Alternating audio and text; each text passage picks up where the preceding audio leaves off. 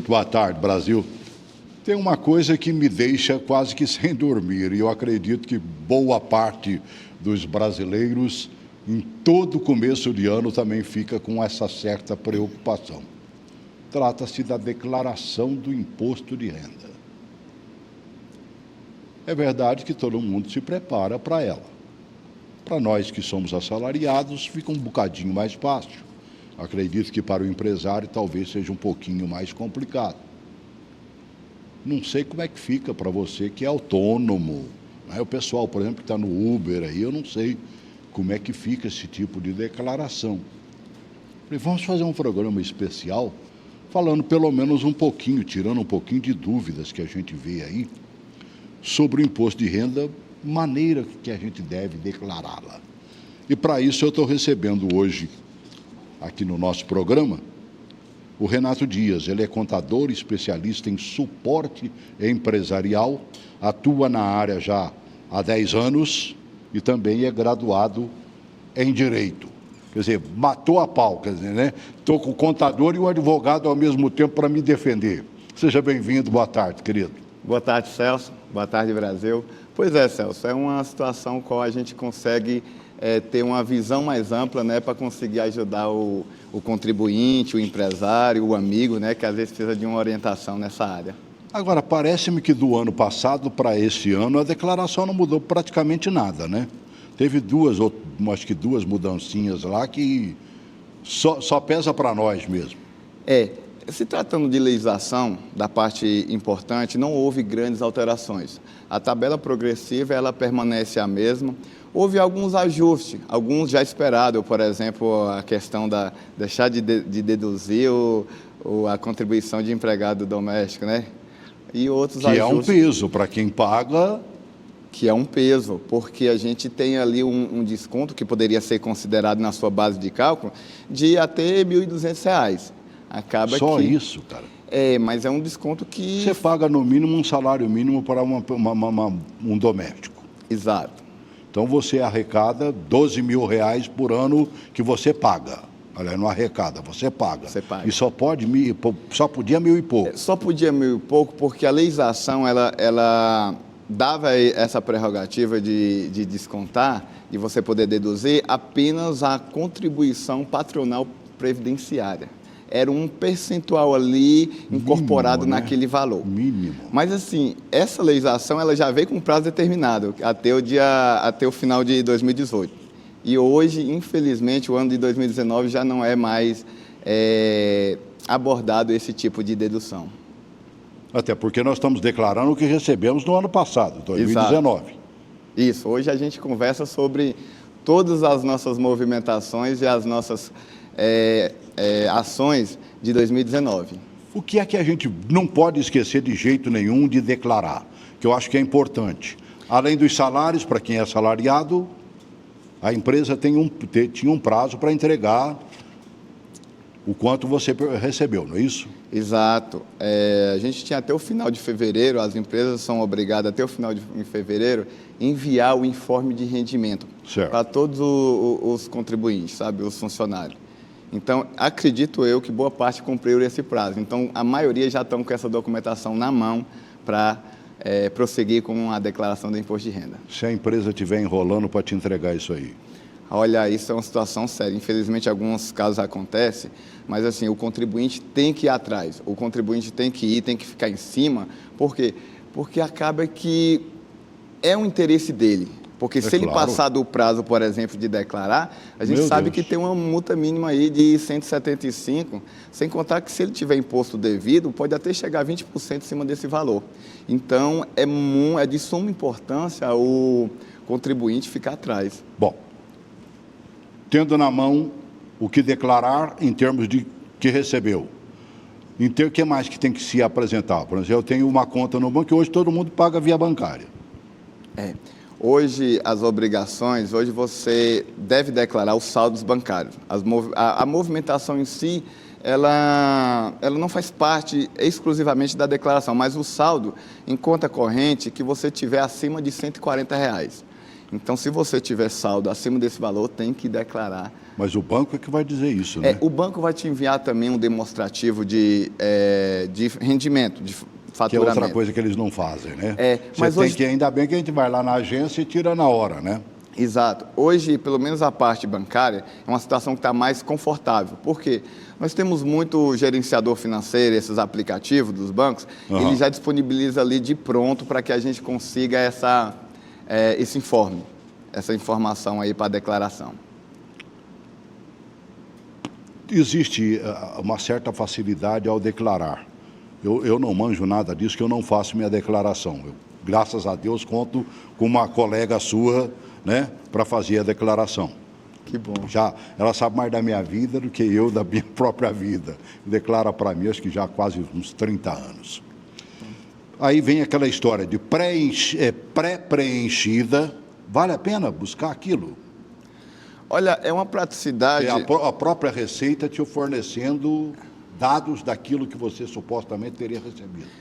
Isso, é uma praticidade quanto à confecção da declaração. A Receita ela tem caminhado para todo o procedimento ficar mais prático ao longo do tempo. A gente não pode negar que nós temos muita burocracia ainda, mas também dá para entender que a Receita vem trabalhando no sentido de deixar mais prático também a vida do contribuinte. Claro. E a questão de muitos cruzamentos de dados também, que eu acho que é um dos fatores primordial para que consiga essas facilidades.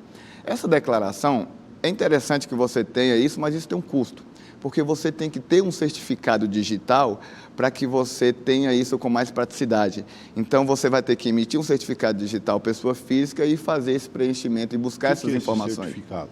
Esse certificado é uma assinatura, só que agora é uma assinatura digital. A maioria das movimentações hoje em dia está sendo feita através de certificado digital.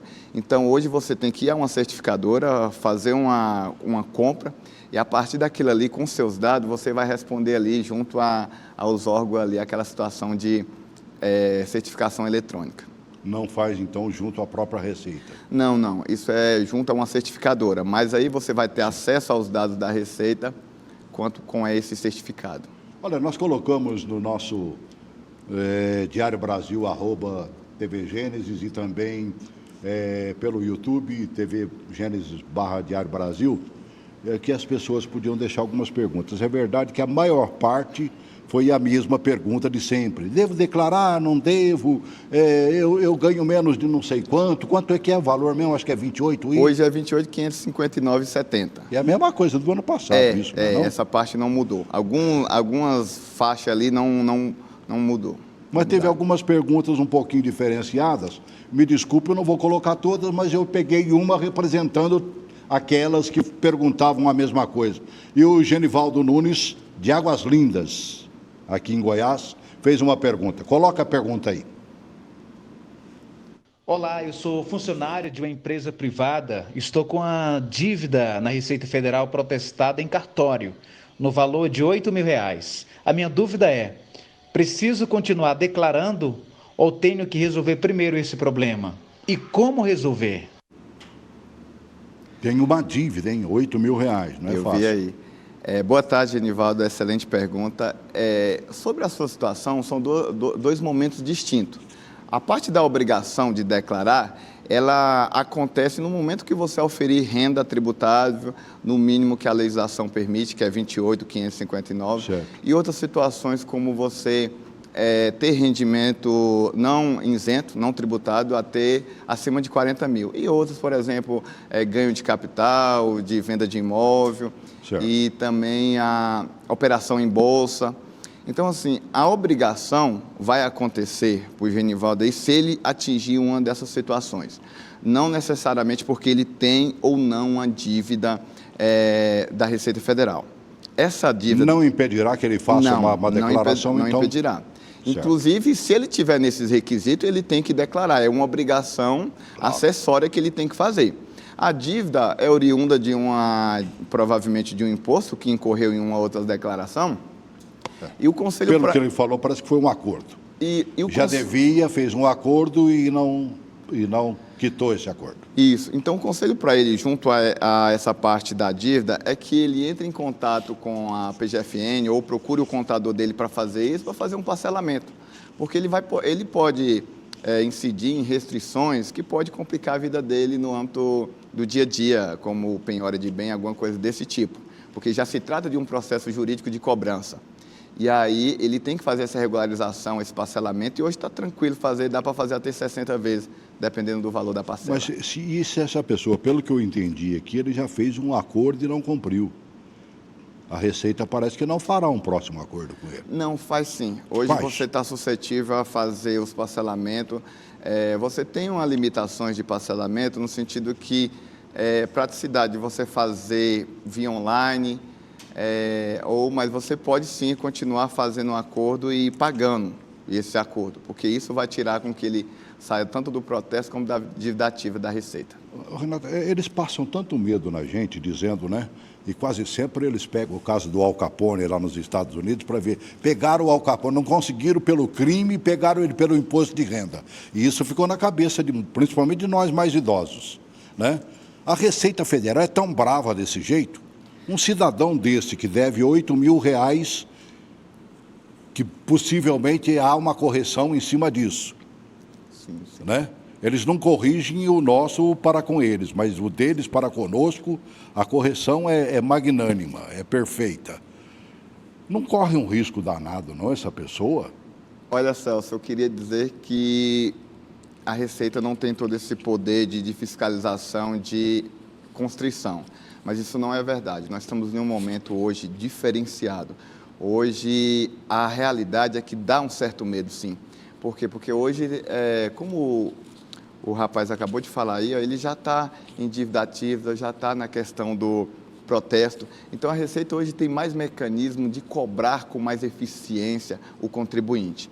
Então, o crédito tributário, ele perde para poucos créditos que tem no dia a dia. Então, é muito importante regularizar isso aí junto ao fisco. Eu imagino até que se essa pessoa ganhou o suficiente, teve recolhimento junto à Receita e teria uma devolução, ele não vai recebê-la. Não vai Ela receber. vai pegar para ajudar a quitar a dívida lá, não vai? Exatamente. Esse é um procedimento comum, que é uma compensação de ofício. Então, a Receita, ela não paga nada para você se você estiver em débito com ela. Então, olha, boa parte dos nossos telespectadores são aposentados e aposentadas e também pensionistas.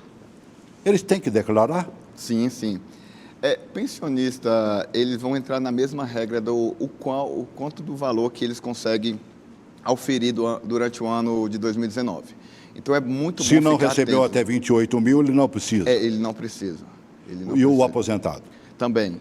Se ele não tiver na... Hoje, dá para... A grande maioria dos aposentados recebe um salário mínimo. Esses vão ficar isentos de declarar. Hoje, dá para deduzir, dá para fazer uma análise de quem pode, que deve declarar, por dedução, por você eliminar. Então, assim, quem não oferiu 28.559 não pode. Os demais todos são obrigados a fazer a declaração acessória.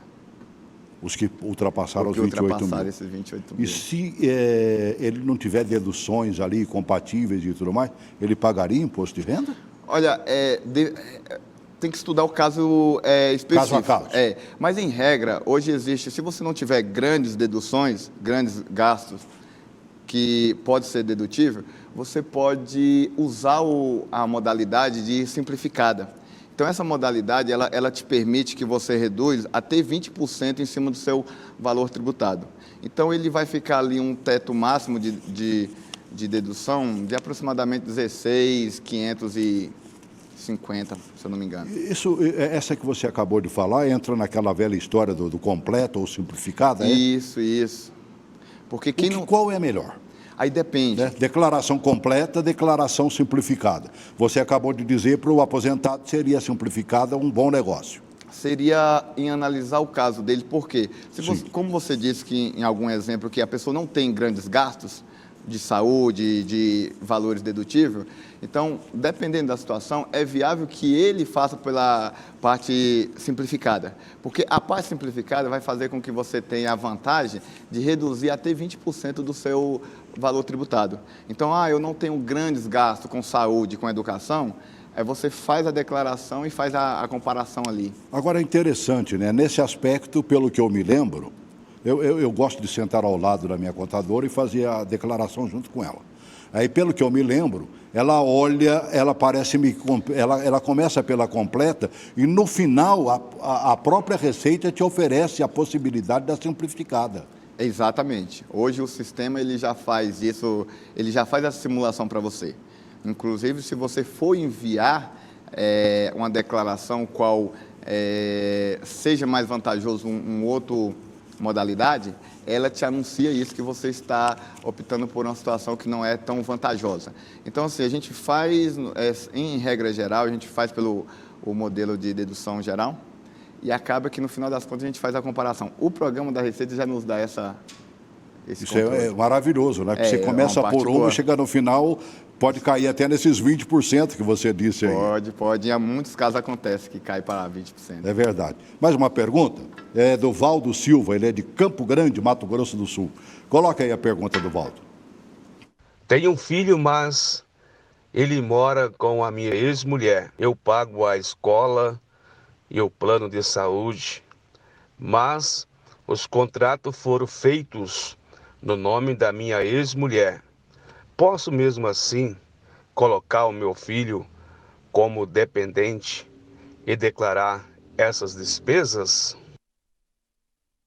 Essa é uma pergunta mais frequente de que... Das pessoas separadas. Eu fiz questão de separar essa pergunta, mesmo porque ela foi feita por várias pessoas. Uma excelente pergunta.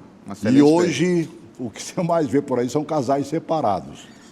E aí, com essa situação, a gente vê também muitas tratativas junto à Receita de forma equivocada. Então, a resposta para esse nosso contribuinte é que não.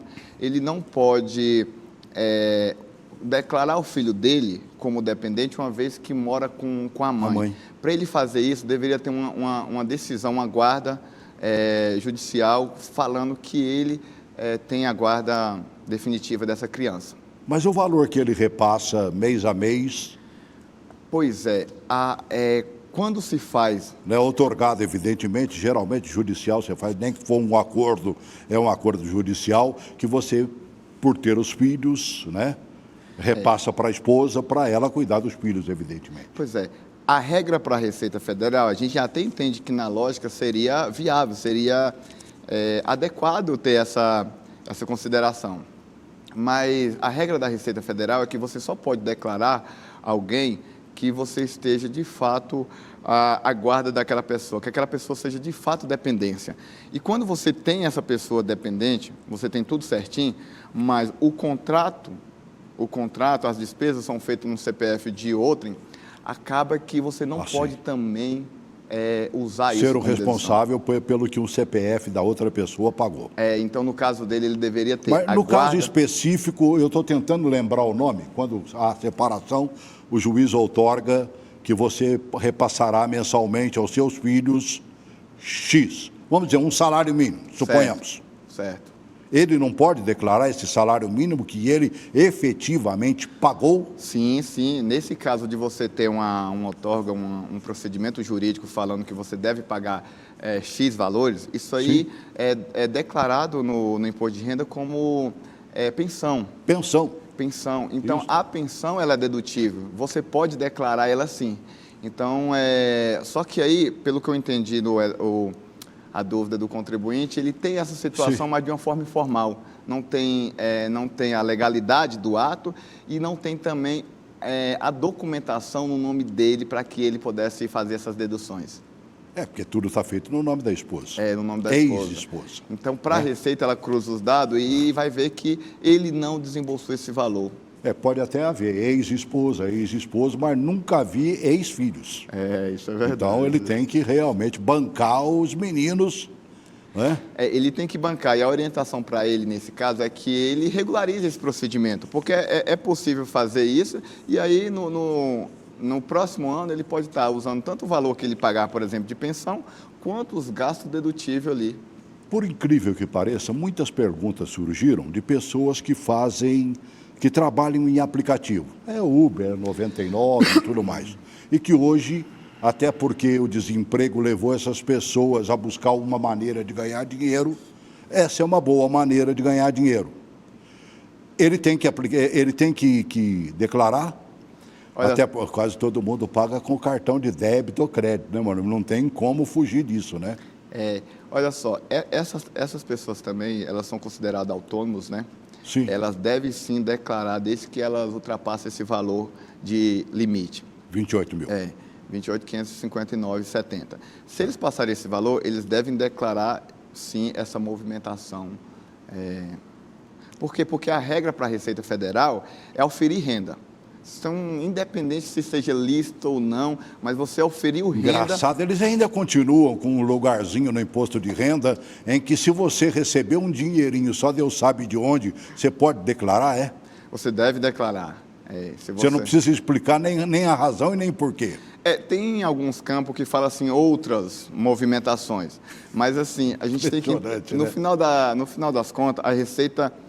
ela consegue muito as informações de onde é que vem, se você tem de fato esse rendimento. Então, hoje está muito cruzado os dados, sabe? Hoje a gente precisa ter, de fato, orientação de um profissional, de um especialista. E depois que inventaram esse dinheiro de plástico, então, hein, amigo? Nós estamos vendo aqui em Brasília, você como contador sabe, nós vimos 2 ou 3 grandes comércios de Brasília tendo as portas praticamente fechadas, porque declararam ter lucro X, quando, na verdade, levaram o lucro Y, ou 10 vezes mais, e aí, como é que você explica? Se você falou que ganhou 10 mil e entrou 30 mil. É uma situação que está bem frequente, viu, César? Eu sou acostumado a ver algumas empresas aí Você mexe com área empresarial, né? Sendo penalizada por ações como essa. Então, assim, era muito comum. Era um caso até curioso, porque toda vez que você vai orientar um contribuinte numa situação jurídica, sabe, de falar para ele que está certo ou errado, a pessoa vem falar, não, mas eu sempre fiz assim, aí nunca deu nada. E acaba que agora frequentemente está dando problema. Há casos, por exemplo, que eu percebi alguns, o cidadão tem um emprego, mas ele dá uma esticada. Suponha, ele trabalha lá 6 horas e oferece lá mais parte do dia dele para fazer o tal do aplicativo. Trabalhar no Uber, que é o mais conhecido, né? Ele também terá que declarar as duas coisas, né? O salário recebido do local de trabalho e o que entrou do Uber. Se esses 2 rendimentos, eles ultrapassaram o limite da isenção, ele vai ter que declarar sim. E aí... é curioso porque quando você tem uma carteira assinada, você, em regra, tem a dedução já na fonte. E aí você tem uma base X ali. Se você acrescenta um outro rendimento, o qual você não tem dedução legal, o seu imposto vai ficar bem considerável a ser pago. Quase todo mundo hoje está botando filho para estudar em escola particular. A gente declara o total e tem um bom desconto com isso ou não? É interessante isso aí. Você pode declarar o total sim, só que para gastos com educação, você tem um limite máximo. Você pode deduzir apenas 3.560,50. Esse é o valor máximo. Você falou 3? 3.560, se eu não me engano. Rapaz, o cidadão paga R$500 por mês, que é inadmissível uma dessa, por exemplo. Ele gastaria 6 mil no ano. 6 mil. E ainda viria, por exemplo, os gastos com livros, isso pode ser tributado, livros, não pode? Não, livro ele não entra na base de dedução. Nem aquele material escolar que você comprou? Não. A Receita, ela limita apenas a gasto com instrução, no caso de creche, no caso de... Eu estou perguntando porque muita gente estuda em escola do governo, mas gasta uma nota preta para poder deixar os meninos estudando bem. Gasta. E, infelizmente, esses valores não podem ser usado como base de dedução. Apenas valores como creche, mestrado, até cursinho, uma dúvida também muito frequente, se a pessoa pode deduzir cursinho de inglês, essas coisas assim. Não pode, não? Não pode. A Receita só permite... Mestrado, doutorado, mestrado sim. Doutorado, MBA... esses pode usar como base de dedução. Agora, cursinho... Mas só 3 mil e poucos também? Só nesse valor... por dependente. Rapaz, tem doutorado aí que é quase esse valor aí por mês, amigo. Bem mais. Eu vi alguns aí já. Bem considerável. Rapaz do céu, esse imposto de renda tinha que ter verdadeiramente um reajuste, né? Aquilo que o então candidato Bolsonaro, hoje presidente Bolsonaro, disse que iria fazer e ainda não conseguiu fazer. Quando eu falo, o desejo dele é fazer. Mas o pessoal da economia lá trancou, né? Porque a arrecadação da receita para eles é super necessária, mesmo que isso pese no nosso bolso. Verdade. Celso, a gente está, na verdade, os contribuintes, o Brasil está há muito tempo esperando alguma movimentação, mudança, no sentido positivo para a questão do imposto de renda. Se caminha, se tem projeto, se tem ideia, mas concreto ainda, nós não tivemos nada de significativo para que melhore a condição do contribuinte, né? Exatamente. A partir do princípio que eles dizem que salário é... Como é que se diz? É lucro, não. Porque o comerciante, ele apresenta o que ele recebeu nas vendas e abate o preço que ele pagou pela mercadoria. E nós não conseguimos fazer isso. Se eu recebo 1.000 e gastei 800, eu teria que abater. Meu lucro foi de 200 só, mano, velho. Em regra é isso. A ideia máxima é assim, mas hoje a gente usa o que a legislação tributária atual nos permite. E em algumas coisas deixa a desejar por conta disso. Valdenice Jorge, ela é de Vicente Pires, aqui do Distrito Federal. Coloque a pergunta aí da Valdenice. Boa tarde, Renato Dias. Minha dúvida é a seguinte: eu posso colocar meus pais e irmãos como dependentes na declaração, mesmo eles não sendo meus dependentes? Só para evitar pagar o fisco mesmo? Rapaz, isso aí, você ouve a pé de orelha, hein? O tempo todo, né? Muito. Quem é que não quer pagar o menos possível ou simplesmente não pagar e receber até um tutuzinho de volta? A gente se depara muitas vezes com esse tipo de pergunta, Celso, mas a resposta para esse tipo de pergunta é não. Não dá mesmo. Segue aquela mesma linhagem de você. Pode até permitido você declarar pais, avós, irmão, mas para isso você também tem que ter uma guarda judicial, determinando que essa pessoa é seu dependente. Caso contrário, se você fizer isso, você corre sérios riscos de cair na malha, e aí a Receita também não brinca. A gente sabe que se você cair na malha e não atender todos os procedimentos, você leva a multa ali começando com 75 em cima do valor devido, podendo ir até 150 do valor devido. Então, eu não aconselho todos os contribuintes que vêm me fazer esse tipo de pergunta. Eu passo exemplo e também eu tenho uma pia de processo administrativo lá que eu consigo mostrar as situações erradas que já aconteceram com isso. E eles pegam no pé mesmo, né? Pegam, e aí quando... Engraçado, e eles fazem mesmo o confronto, né? Com facilidade. Pelo que eu li, pelo muito que eu li, né, buscando até para fazer minha declaração, eles estão de olho nas despesas médicas e outras despesas para bater de frente. Para bater de frente. E consegue. Consegue muito. Consegue bem mais do que já conseguiu o tempo todo. Hoje nós estamos em um sistema digitalizado, então assim, as informações estão sendo cruzadas assim, de forma rápida.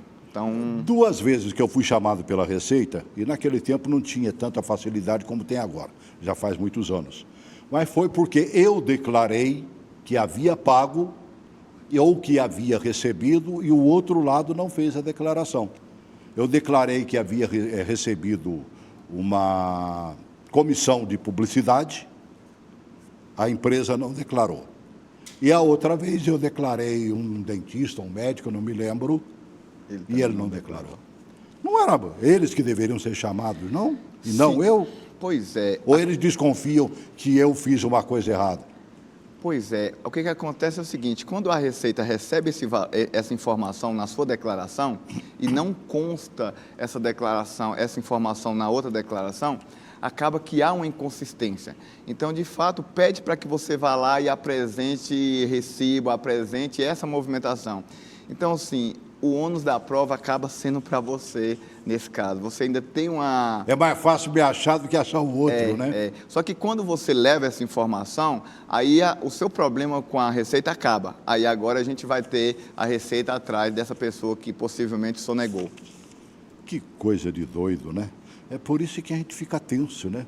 Aí é um momento esquecer alguma coisa. Se a pessoa, por exemplo, vamos dizer, vou fazer minha declaração, estou falando pelo telespectador. Eu levei tudo que eu me lembrei que eu teria recebido, que eu teria pago, tudo bonitinho, né? Os aluguéis recebidos ou aluguéis pagos, vai aí por diante. Mas depois eu me recordo que eu esqueci uma determinada coisa. Eu posso corrigir? Pode sim. Você tem um prazo ali dentro do período de imposto de renda que você corrige e não tem grandes danos. Mas você também tem até os últimos 5 anos para fazer essa correção. É o período que a Receita também tem para te cobrar qualquer E parece informação. que simpaticamente ela também pede para você fazer alguma correção, não pede? Sim. Hoje você tem acesso direto ao sistema da Receita através de um código. Sim. E com esse código você consegue verificar as pendências. Algumas coisas são simples, são erro material, alguma digitação errada de valores. Outros são, de fato, erros que precisam de uma atenção mais específica. Ela tem lá. Eu estou terminando a minha declaração. Eu dou uma clicada em algum lugar lá que vai dizer se eu declarei tudo bonitinho ou está faltando alguma coisa? Se, nesses cruzamentos de dados que ela tenha constatado? Olha, quando você está confeccionando, o que dá para observar é apenas se você tem alguma inconsistência ali no erro material. Você não tem cruzamentos de dados ainda. Certo. Então, se você tiver faltando um CPF, faltando uma data, então ali o sistema da Receita consegue barrar o envio falando que tem algum erro naquele procedimento, mas nada relacionado ainda ao cruzamento de informações. Agora, todo mundo que você coloca na sua declaração tem que ter um CPF, até as crianças. Sim, Diz hoje... que até o recém-nascido, é verdade isso? Hoje até recém-nascido precisa qualquer... Aliás, já sai, né, na certidão de nascimento. Hoje está mais prático para você tirar o CPF também, né? Mas hoje a Receita só aceita você declarar qualquer dependente se tiver o CPF. É justamente para facilitar esse cruzamento de informações. Quer dizer, se você tiver um filhinho, uma filhinha que ainda não tem esse CPF, porque não pegou o tempo em que a certidão de nascimento já vem acompanhado do CPF, o ideal é ir lá tirar então. O ideal é tirar. E você procura qualquer uma dessas entidades que tira, isso é prático e rápido. Mas para a Receita, ela obriga o contribuinte a declarar com CPF. Vamos ouvir mais um telespectador perguntando? O Arthur Timo, Águas Claras, Distrito Federal, minha terrinha lá. Boa tarde, Renato. Gostaria de saber se quem paga aluguel pode abater imposto. Quem Outra paga pergunta aluguel também. pode abater no imposto? Outra pergunta frequente. Celso, quem paga aluguel, ele tem a obrigação de declarar, mas... Porém, todavia, contudo... nenhum desses valores serve para dedução de base de cálculo. Então, assim, se você pagou... Nem um tiquinho? Nem um pedacinho? Nenhuma vírgula daquele valor. Então, é uma situação muito comum, porque como você é obrigado a declarar... Caramba! Você imagina que aquilo ali vai fazer diferença para você na sua base de cálculo. Não é o que acontece. Então, você é obrigado a declarar, mas não muda nada na questão tributária. Nada. Nessa questão tributária, O que não. eles querem é pegar o cidadão que recebeu. Exatamente, porque pode acontecer de alguém que paga, que recebe esse valor, mas aí não declarou. E se quem pagou declarou, vai fazer o cruzamento desse dado. Nem o imposto pago, porque geralmente o dono do imóvel joga nas costas do o cidadão que está alugando para ele pagar o IPTU, que não é mole. Dependendo do lugar, ele vai pagar uma baba de dinheiro. Ele não pode nem isso abater? Olha, isso aí para quem pagou, não. Agora, para quem recebeu os gastos com o IPTU e também com o condomínio, isso pode usar para reduzir o valor do imposto a ser pago naquele valor. Mas isso para quem recebeu esse valor. Para quem paga, não vai poder usar. Puxa vida, meu Deus do céu. O casal, qual é o ideal para o casal fazer uma declaração? Existem 2 opções, conjunta ou separadamente. Qual é o melhor para o casal? Celso, é uma situação que depende muito da situação fiscal de cada um. E quando eu falo depende, isso acontece porque se o casal, ambos tiverem rendimento, e se esses rendimentos forem consideráveis, é importante que cada um faça a sua declaração. Porque se você junta em uma mesma declaração, mais de um rendimento, aquilo ali onera a sua base de cálculo. Então, se você pagasse um valor X, você vai estar pagando um valor maior se você fazer em conjunto. Agora, acontece muito das pessoas fazer declaração separar, conjunta, no momento que um não recebe nada, recebe pouquinho, e o outro recebe valores consideráveis. Então, nesse caso, é aconselhado que faça em conjunto. E o mais rapidamente possível, né? Eu vi uma matéria interessante, se permitir eu vou usar, né? É que a Receita pretende esse ano antecipar logo a sua restituição. Coloca essa matéria aí. Célio não se complica. Todo ano, o funcionário público se prepara com antecedência para declarar o imposto de renda. Todos os anos, quando chega no mês de janeiro, eu já começo a organizar toda a minha documentação para poder fazer a minha transmissão da minha declaração logo no início. Este contador faz entre 600 e 700 declarações de clientes por ano.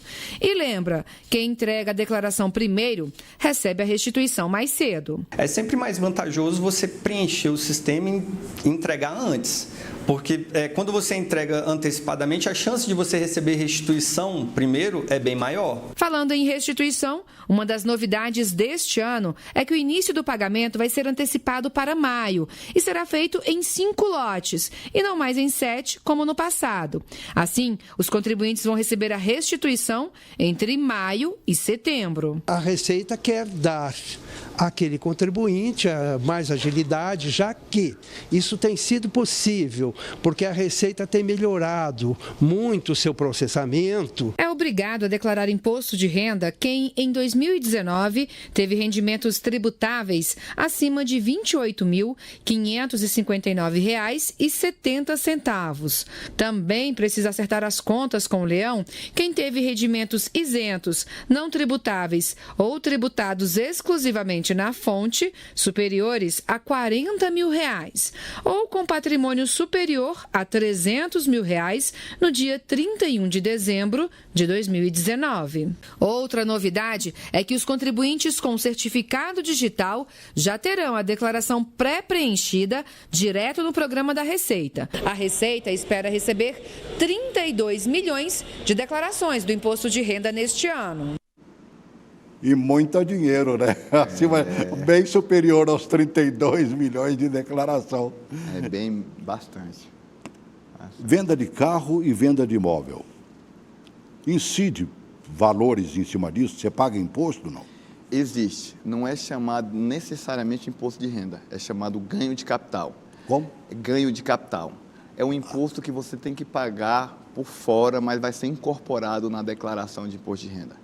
Então, um exemplo, se você comprou uma casa por 100 mil e vendeu ela por 200 mil, aquilo ali a Receita tributa como ganho de capital, que inicia de uma alíquota de 15% em cima dessa diferença, e aí você tem que pagar esse ganho de capital. Mas suponhamos que eu paguei 100 mil há 10 anos atrás e vendi por 200 mil 10 anos depois.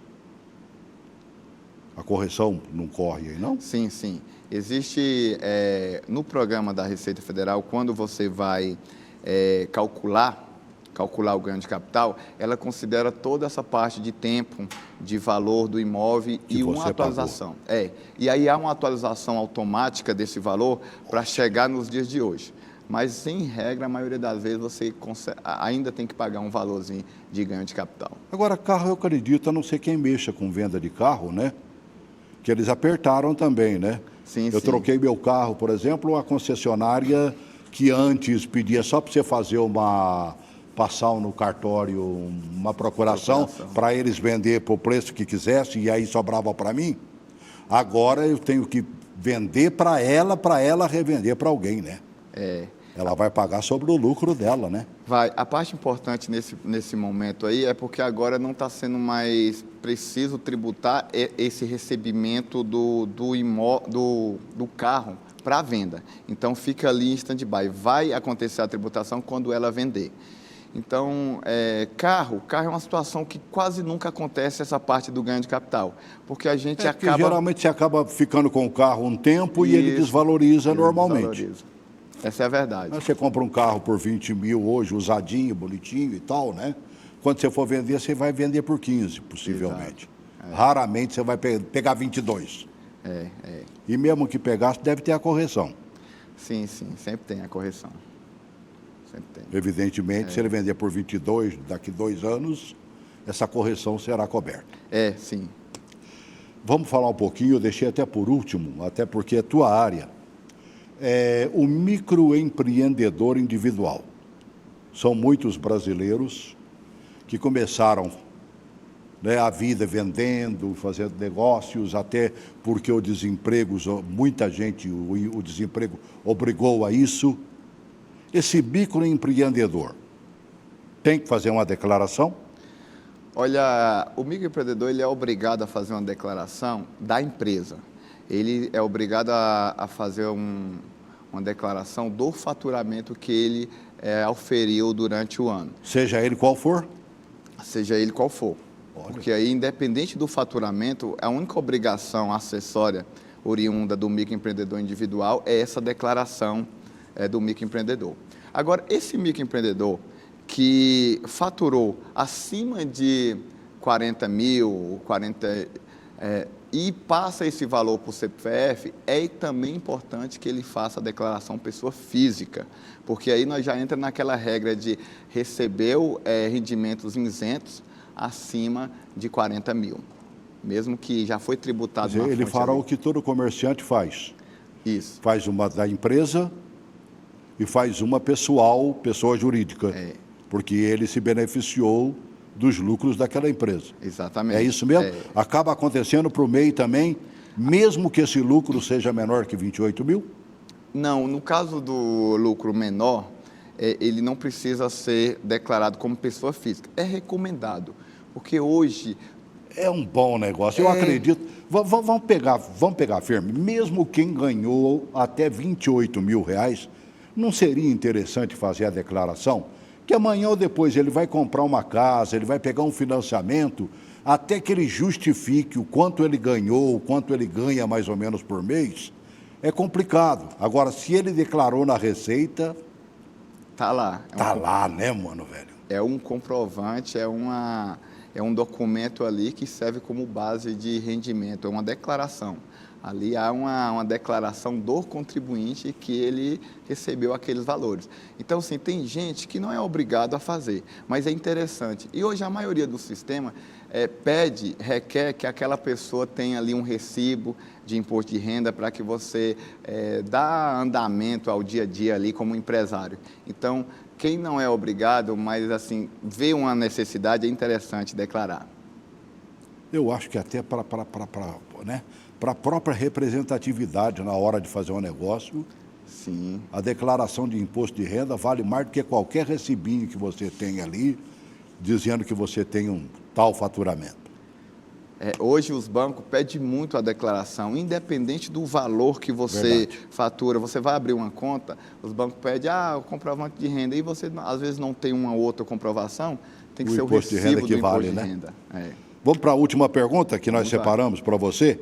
Lembrando, olha, as perguntas feitas estão representando outras tantas, mais ou menos no mesmo sentido, tá bem? Esse é do Diego Sanchez, Riacho Fundo 1, Distrito Federal. Pergunte, Diego. Boa tarde. Gostaria de saber se quem tem pendência com a Receita Federal pode sair do Brasil para passar férias em outros países. Pendências. Celso, cai dentro daquilo que eu perguntei para você, né? Será que a Receita não vai pinçar o cara no aeroporto, não, mano, velho? Olha, isso é uma... Quando eu digo a Receita, ela já passou para a Polícia Federal, Exato. Né? Quando a gente fala pendência, existe tanto a pendência fiscal quanto a pendência regular, de cadastro.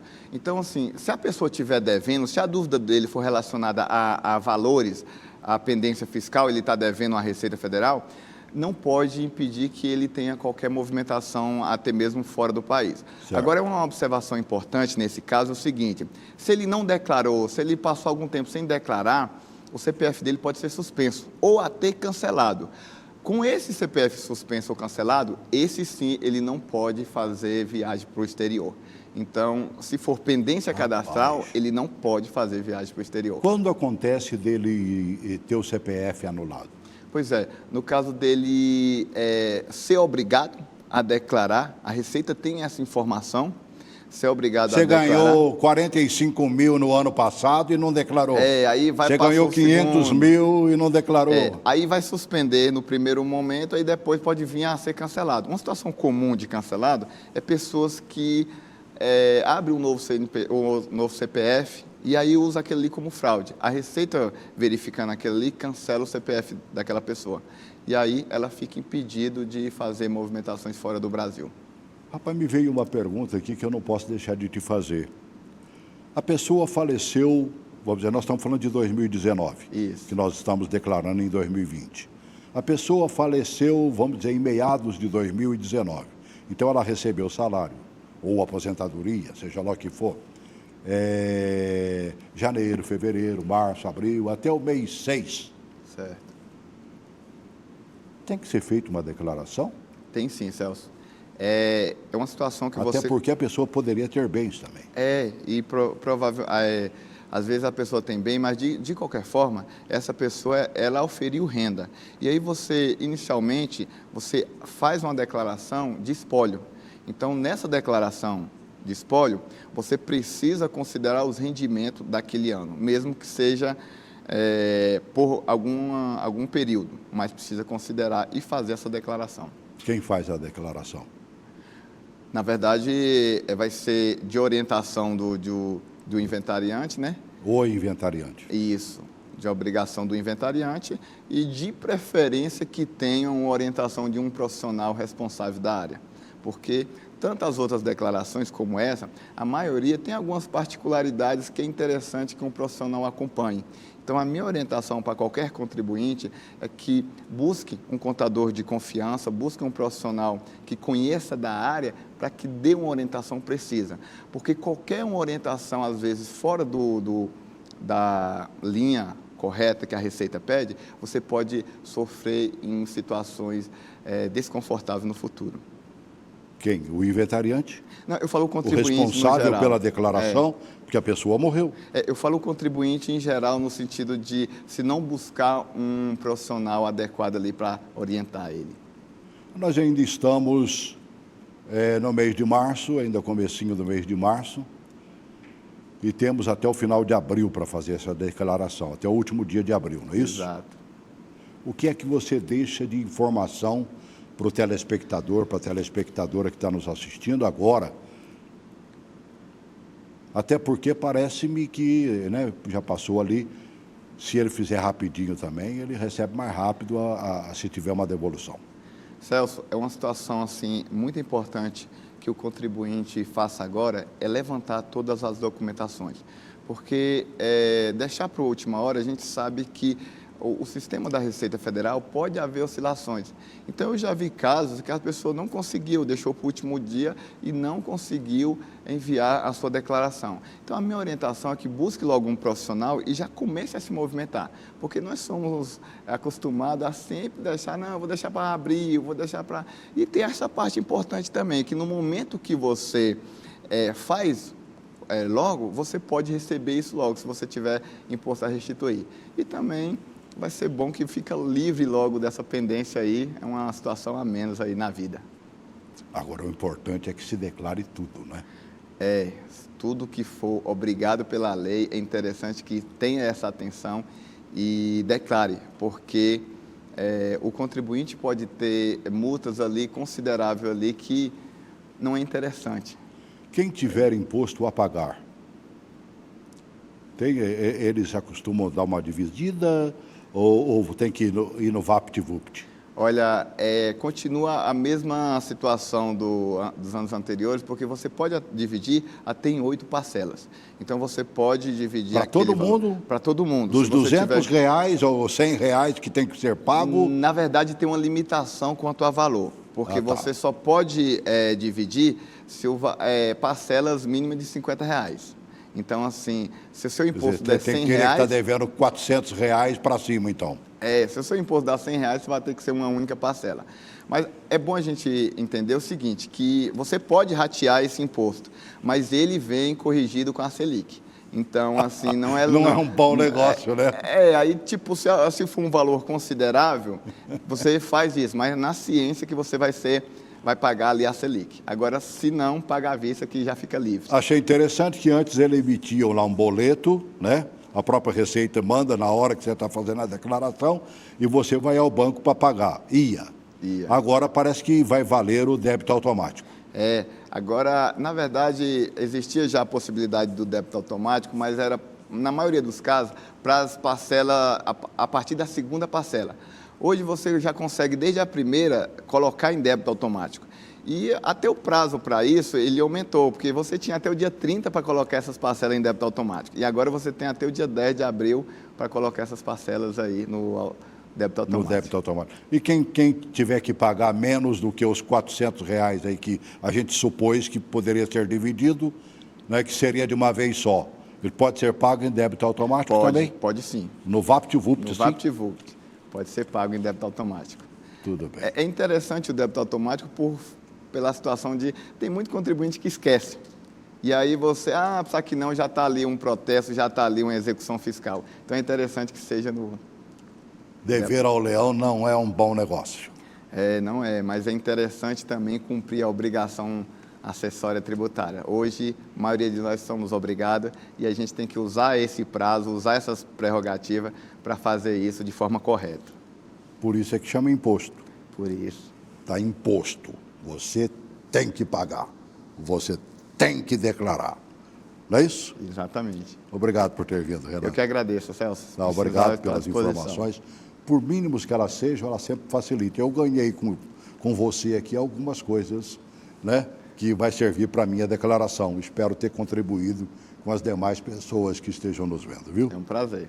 Obrigado. Prazerão. Grande abraço.